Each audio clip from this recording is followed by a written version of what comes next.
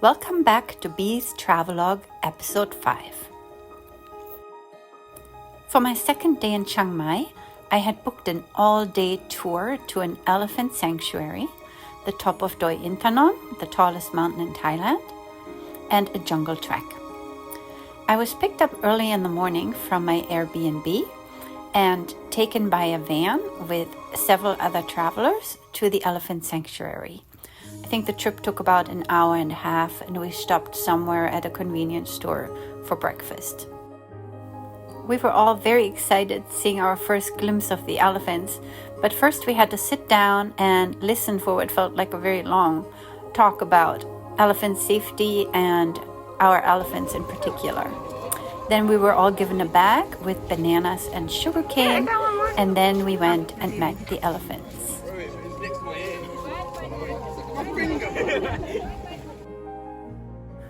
I forgot the names and ages of all of the elephants now, but I remember the youngest was 3-year-old Messi. Messi was taken from his mom just recently. She was in a different camp.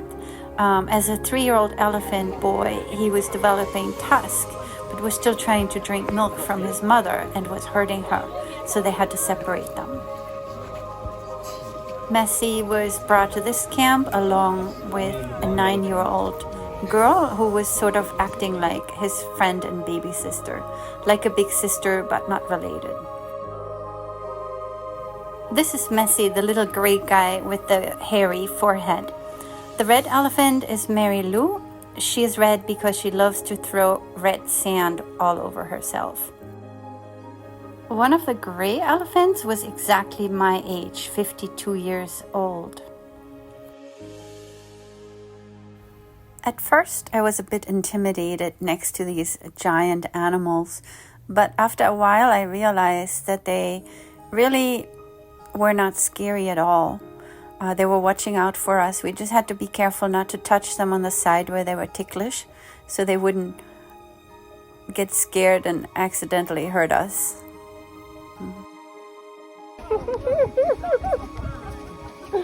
Hello. They were so gentle and friendly and measured in their steps, mostly just using their trunks to look for food everywhere they could, I have nothing left. taking the bananas and sugarcane.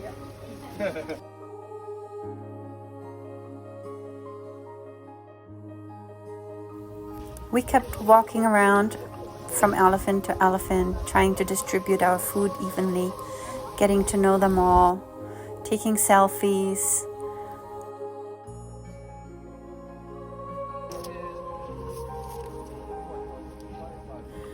This elephant here was blind in one eye. She had once gotten away from her owner and found a banana plantation, and the farmer, seeing her eat all his bananas, was trying to chase her away with a slingshot and accidentally hit her in the eye.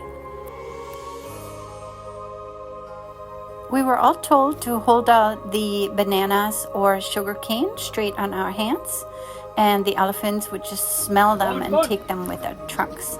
They don't have very good eyesight, so they would just sniff out the food, grab it, and eat it. So one of the precautions was don't put the banana and your cell phone in the same hand, because the elephant might just take both in one swipe, and the phone would be gone for about an hour. Apparently, elephants don't really have full digestion. Whatever they eat goes through their body in about an hour. So any cell phone that would accidentally be eaten could be retrieved very quickly. The elephants were very hungry and kept checking our bags for more food. So we went through the food fairly quickly and kept picking up things from the ground that had been dropped to keep feeding the elephants. We also learned that we could stand next to an elephant and shout "bon bon," and that would be their clue to open their mouth, and then we could put the food directly into their mouth. But not everybody was brave enough to try it. It started drizzling a little bit at this point. The ground was still wet from the big rain the day before, but it wasn't raining very hard. Some people had umbrellas and rain covers. You can see the drops on the elephant's skin, but it wasn't too bad. We were really lucky that day.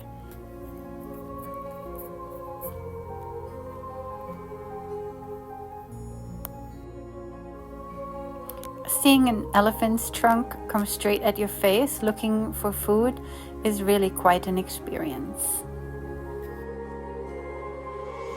We were told early on that as long as we had food, the elephants would be interested in us. But as soon as we ran out, they really wouldn't care any longer, and that certainly proved true. The elephants were always looking for food, using their trunks to reach out and even try and get into the bags to find food for themselves.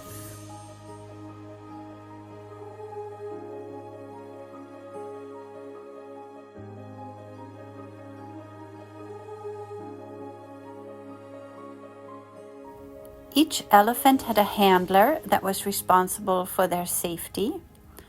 The little guy, Messi, had a young man looking after him.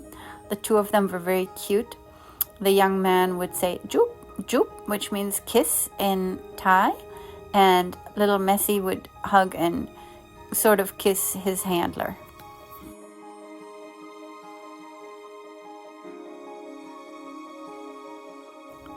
We all ran out of food way too early, but we're still sort of hanging out with the elephants. Our guide was showing us how he was very familiar with the elephants and could talk to them. The weather was okay. We just kind of walked around, took pictures until it was time for us to move to the river.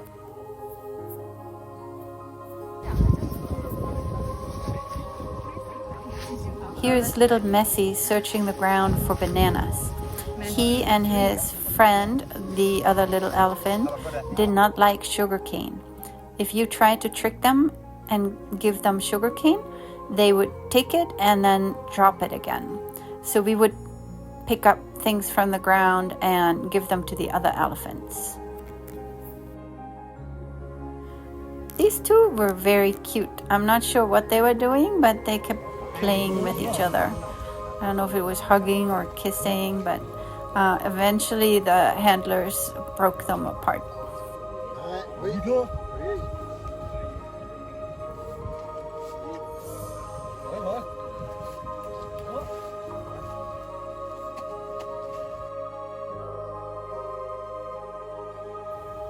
Here's Messi giving more hugs.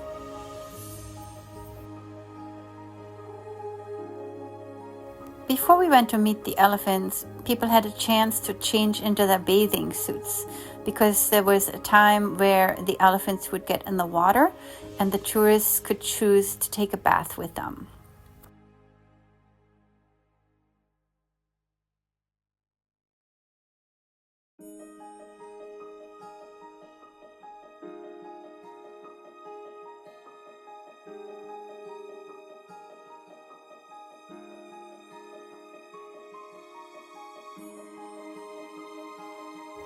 Even though I had brought my bathing suit, I decided that I really didn't want to get into the water. I wanted to much rather take some photos with the elephants, so I stayed on the shore.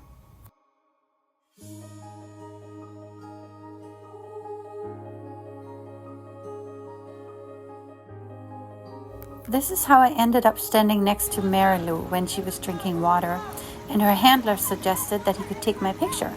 So I handed him my camera and went back to the elephant when all of a sudden another elephant walked to the water and I was sort of caught in between the two. So we quickly took my picture and then I backed out because I was worried that the two didn't see me and I might get squished between them.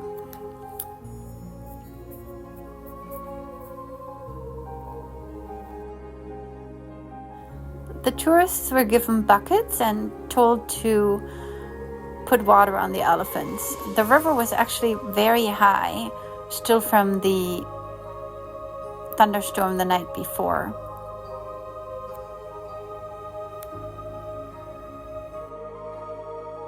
The elephants seemed to enjoy the time in the water, and so did the tourists.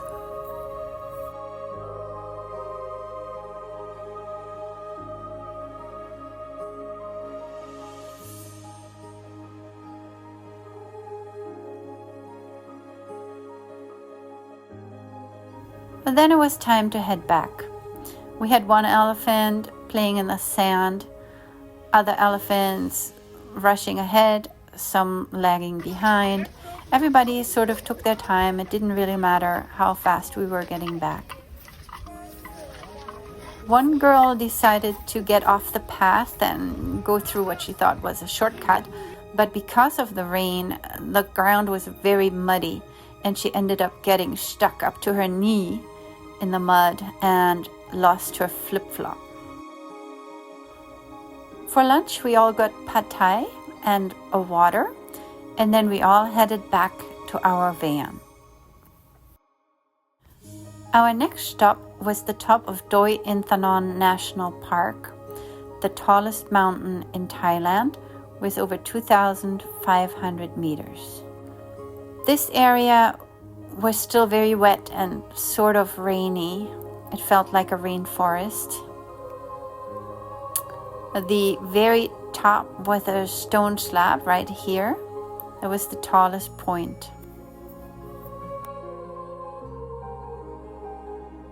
We then headed back to the van and then had to go into a small bus that would take us to the two stupas on top of the mountain.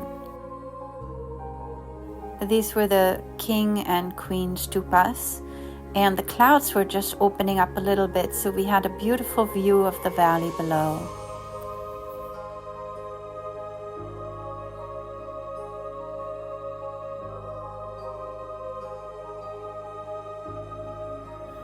There were flowers everywhere, and together with the cloud cover and sun breaking through, it was a very special atmosphere.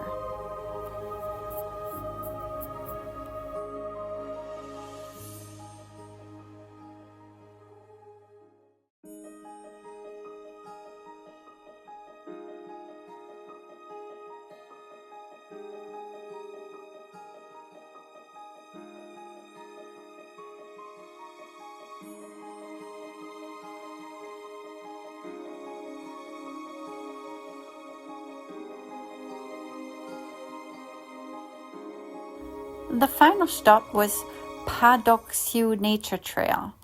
We were told at first that it wasn't sure if we could go on the trail because of the heavy rainfall, and it was possible that the trails were not accessible.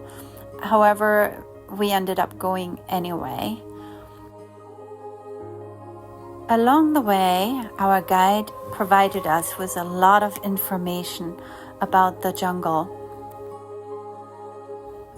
Just 50 years ago, this area was nothing but opium fields and mostly bare.